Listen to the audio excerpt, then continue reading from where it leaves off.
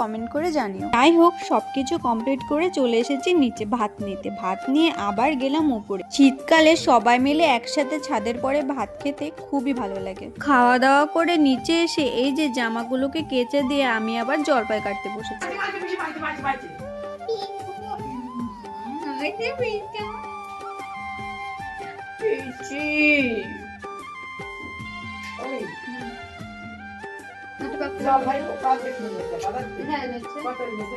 জলপাই কাটা আমার কমপ্লিট। এখন এতে হলুদ দিয়ে ভালো করে মাখিয়ে চলে গেলাম ছাদে জলপাই নাড়তে।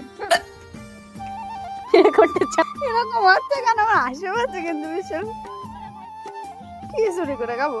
সকালবেলাতে ভাত খাইছি আর কিছু খাইনি। জল একটা জিনিস করলে ছেড়ে দেবে, উপরের দিক টাকা থাক, নিঃশ্বাস বন্ধ করে দেবে ছেড়ে দাও। তার নিঃশ্বাস বন্ধ, টাকা থাকলে তোমার মরে যাবে না। পিকনিক করলে না